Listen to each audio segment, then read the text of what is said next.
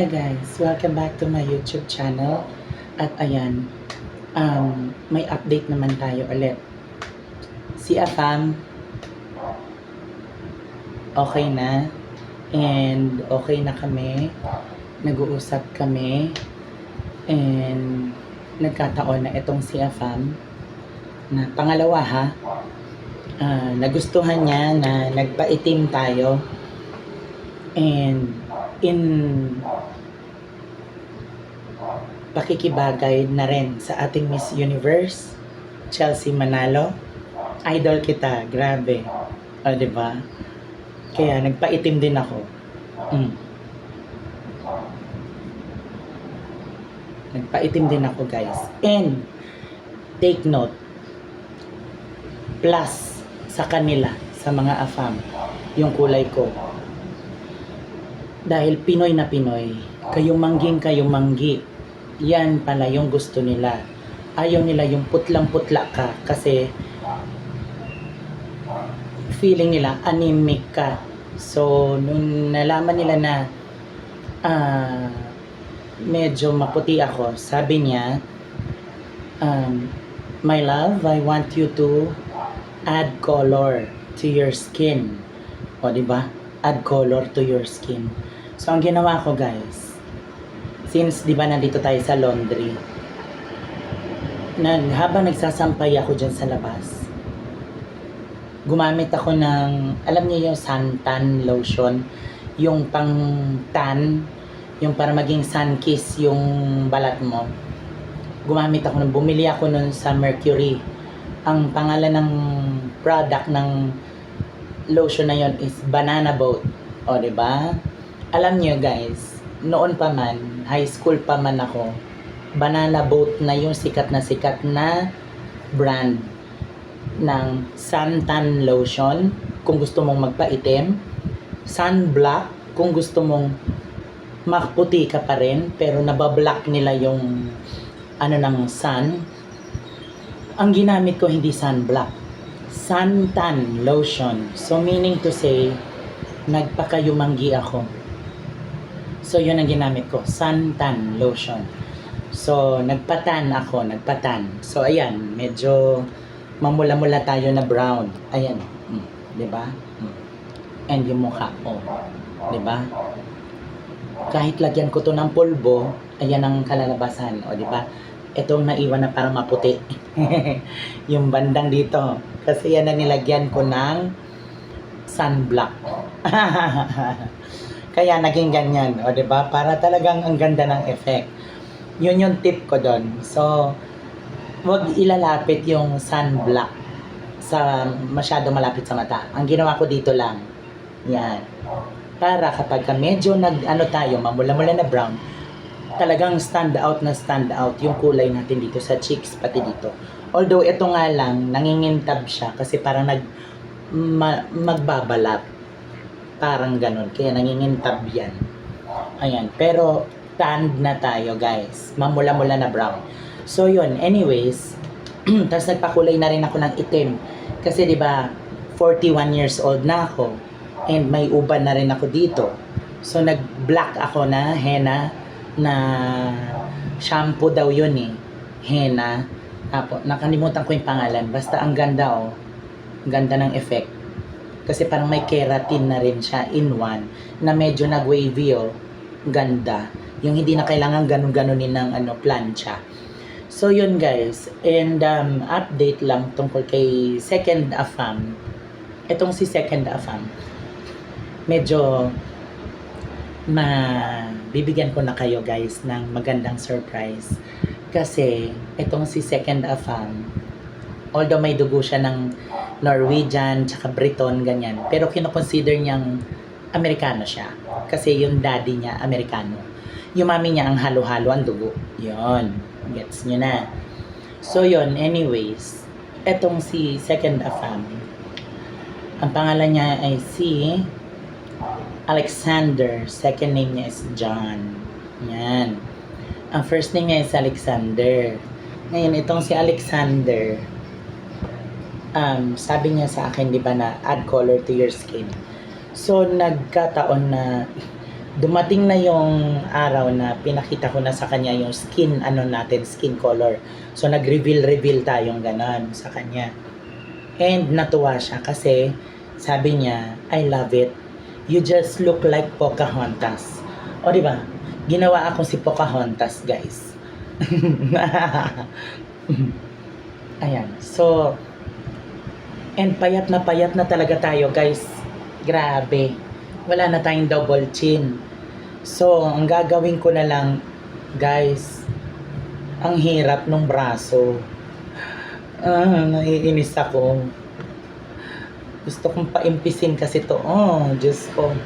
Ang hirap naman din kasi, bakit naman kasi sa dinami-dami ng pwedeng buhatin, mineral pa. Oh my God. Pero di bale, kung ganyan, na-inlove naman din siya sa itsura din natin na nakita na rin niya tayo. Webcam. Kasi napaka-imposibleng hindi tayo magugustuhan kung hindi tayo i-webcam. Hindi sila kontento sa picture lang. So, yon. Etong si second na fam, nag-webcam kami. Ayan. And then, yun na nga, nakapagpalagayan kami ng loob na gagawin na naming official. So, ang good news, today, November 12, 2024, exactly 3 o'clock kanina, talaga naman, sinagot na natin siya. As in, nag-I love you na siya. Ayaw na daw niyang patagalin pa. So, nag-I love you na rin tayong pabalik. I love you too. Ngayon, eto na. Sabi ko sa kanya, willing ka ba na mag-celebrate tayo ng monthsary? Kasi alam nyo guys, di ba na-trauma na ako kay yung sundalong afam na nag-monthsary kami ever. Tapos nung binabati ko siya ng happy first monthsary, nagagalit, di ba? So yon, tinanong ko ngayon itong si pangalawang afam. Willing ka ba to celebrate monthsaries? Meaning, we will celebrate the 12th of each month. Tapos sabi niya, yes. O, di ba? Yes siya, nagsabi ng yes. So, yun ang sagot niya. Tapos sabi ko, and then, when it reached November 12 for 2025, that will be our first ever anniversary. Oo naman din siya. So, yes pa rin. So, ito na. Sabi ko kasi, before, I had a trauma. Sabi ko, inamin ko na sa kanya. I had a trauma before with my ex. Yung ex ko na si Old Navy. And guess what, guys? Kilala niya. Yes. Narinig niyo yung sinabi ko. Kilala niya. Si Sundalong Afam na nagbalahura sa akin. Na minura-mura ako nung binati ko lang ng monthsary namin nung August 29. O, diba? Minura-mura ako nun. Nung kunento ko sa kanya, yun nangyari. Ngumiti lang siya. Tapos, nung tinanong ko, bakit ka ngumiti? Samantalang yung kinikwento ko, ang sakit-sakit. Pero, sige na lang. Pagbibigyan kita, bakit ka napangiti? Alam mo, sagot niya, kasi baby, may aaminin din ako sa'yo. Sabi niya, di kinabahan ako. Kasi inisip ko, baka bakla din siya. Di ba? Yung, Diyos ko, kinabahan ako, baka may aaminin. Baka mamaya inisip ko, baka mamaya, oh God, sabi ko, baka mamaya, magjowa sila. Di ba? Yung gano'n na kagad, tumatakbo sa isip ko, syempre, baliw-baliwan effect na ako ngayon. Yung parang ang dami ko nag-overthink na ako. Di, kinabahan ako, ang lakas ng kabog, papalpitate ang bakla. Di, tinanong ko, what do you mean by you know him? Sinabi ko, paanong ibig mong sabihin na kilala mo siya? Paano? Ginanon ko siya. Alam mo, sagot. Ganito, sinagot niya sa akin. I'm also a retired veteran. Ay, naku. Yung akala ko na engineer lang siya. May revelation ng lolo.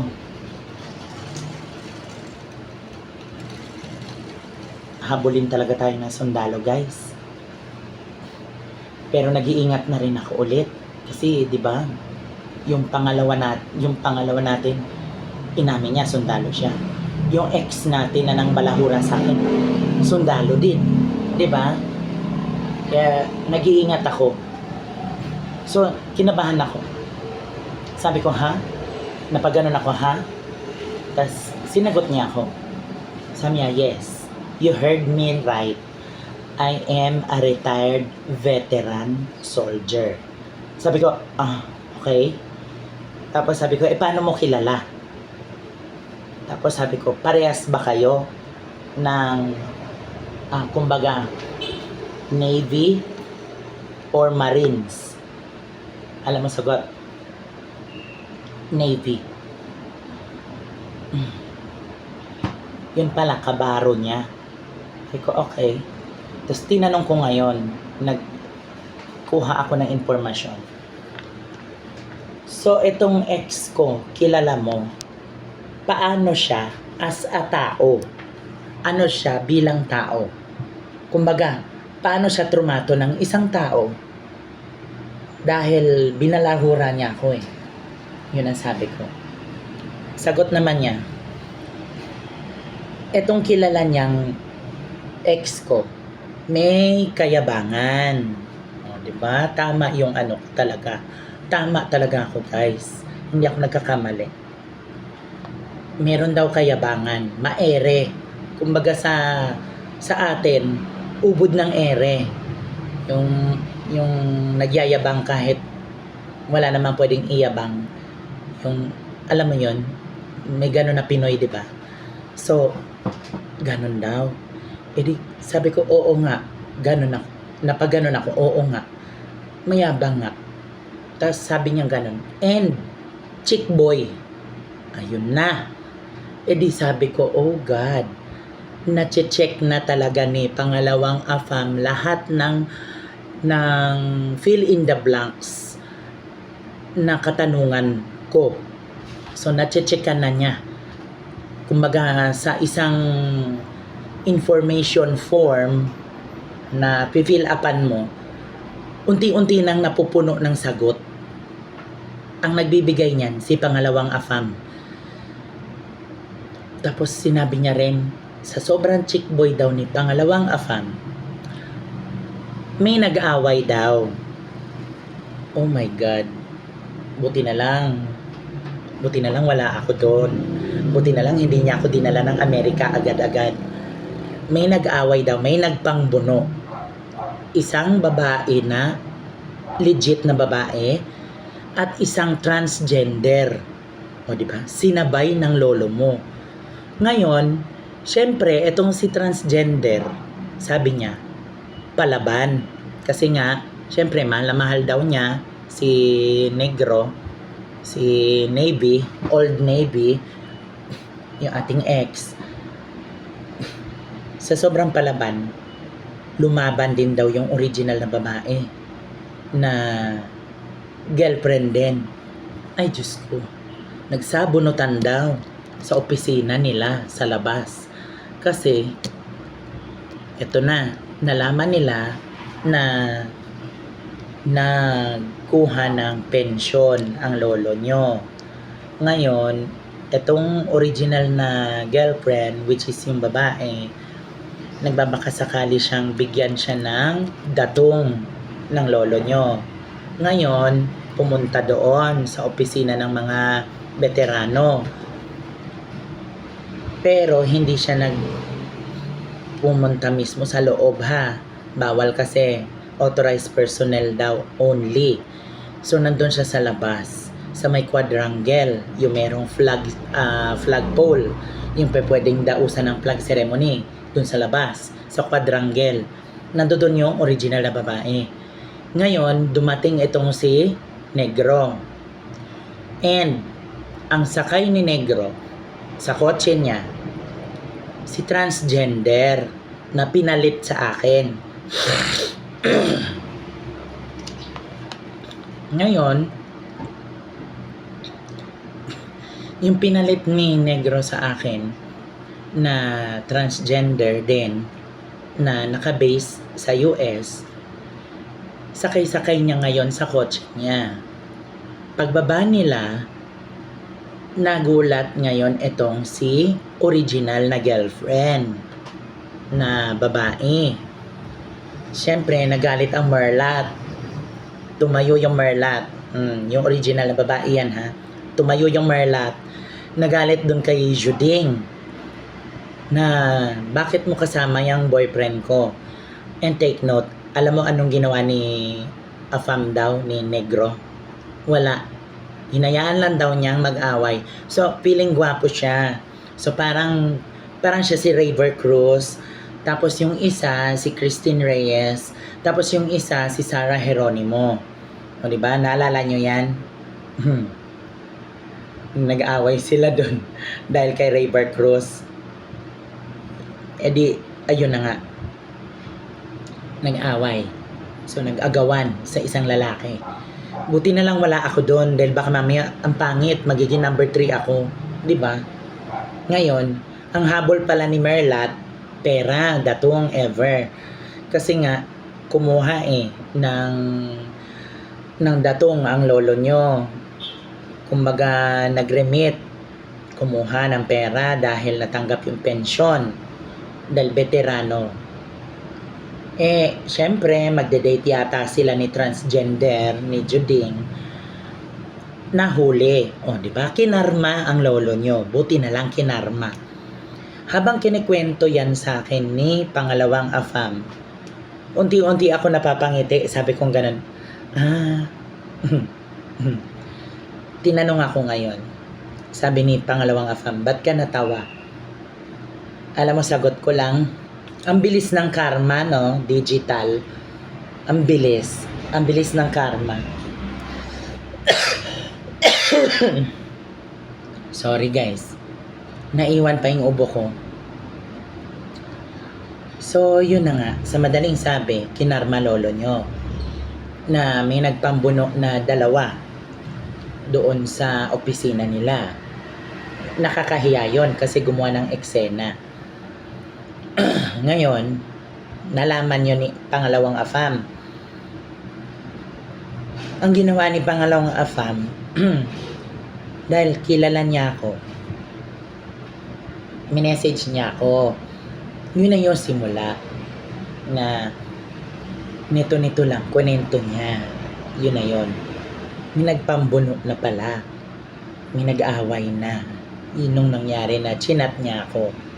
Nangyari na pala yun. So, sa madaling sabi, kunento niya na yun ang nangyari. Alam nyo guys, ito naman ang lesson dyan. So much of the update. Ngayon, ano naman tayo sa mga lesson ng buhay.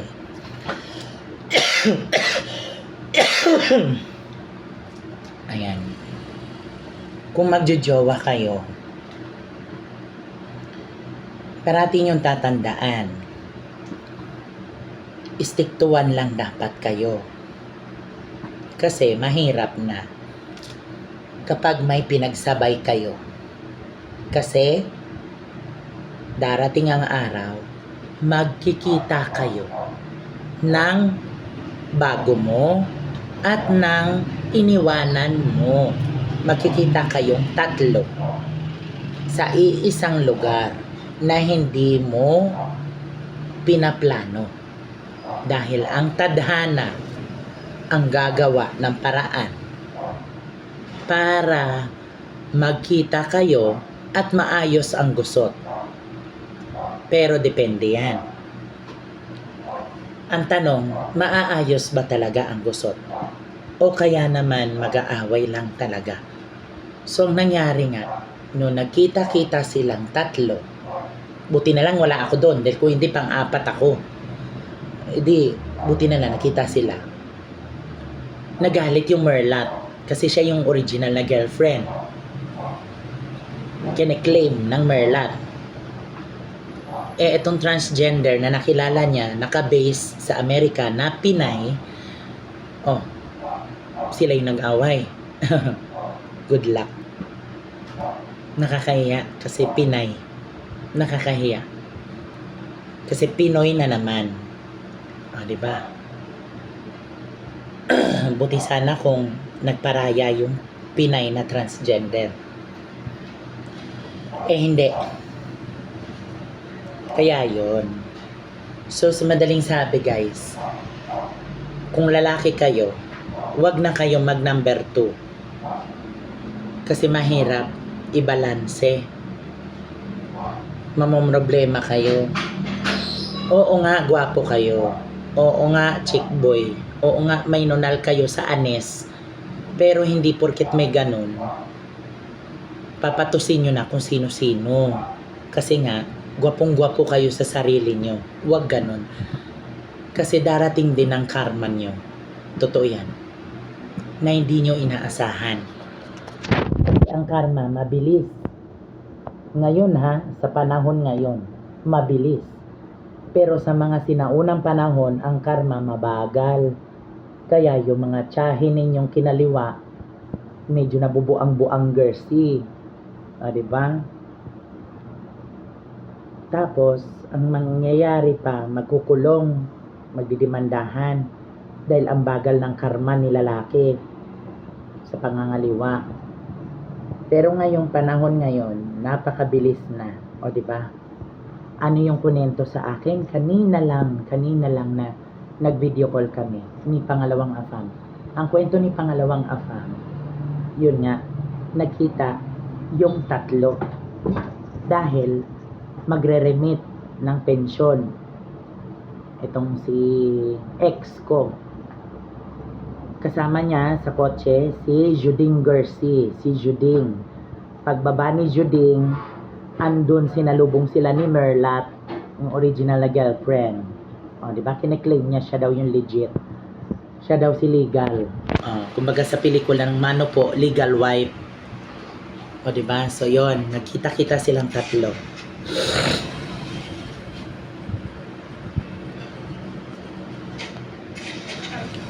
So ngayon, natawa lang ako kasi kinarma, 'di ba? Kasi guys, pag biniro nyo yung tungkol sa love, ang love pa naman ang pinaka mayabong na expression of one's self. Alam nyo kung bakit siya yung pinaka powerful? Love can move mountains. Love is sweeter second time around. Love is so mysterious like a rosary. Love is very deep like an ocean. Di ba yung lahat na tungkol sa love? Islam note na, Islam book. Ganon. So ganon, mas matindi talaga pag love ang kinalaban mo. At lalo na pag pinaglaruan mo yung love, iba ang balik. Promise. Kaya yon. So, sa buhay talaga, hindi maiwasan na ganon. Pero dapat iwasan kasi hindi maganda na may mahal ka, nasasaktan mo siya. Di ba? Dahil may pinalit ka. Mahirap maging ganoon sa sitwasyon na yun. Nanggaling na ako doon. And so, yun yung kwento sa akin ni Pangalawang Afam. Tapos ngayong araw din na to, November 12, nag-I love youhan na kami. We made it official. We made it official na kami na. Kaya, I'm so happy, I'm so blessed na we are finally official. And kasama kayo sa journey ko, guys. So, hanggang dito na lang ulit. Ayan. And then soon, ipapakita ko na yung itsura ni Afam. Yes. Papakita ko na sa susunod na vlog. Face reveal na tayo. So yun guys, thank you for watching. Kung bago ka sa aking channel, don't forget to subscribe. Hit the notification bell para laging updated sa bagong uploads. And thank you sa mga subscribers. From 27 dati, ngayon 49. Salamat. Salamat sa inyo mga kajunakis. Aking mga babies. Salamat sa inyo. And this is your Mamshi Venus. Ayan. Or V. Your Mamshi V. Ayan. So thank you again guys for watching and for supporting me sa journey na to. Kasama kayo hanggang sa pagdating ni Afham. Makikita nyo kami na makikita. And hanggang sa ikasal, hopefully, hindi ko sinasara yung pinto para dyan. And until madala niya tayo kung saan siya. Kasi kasama ko kayo and kasama nyo ako. So yun guys, thank you. And I love you all. Stay safe. Drink your vitamins. Don't forget to drink your vitamins and drink lots of water. And take good care of your health. Love you guys.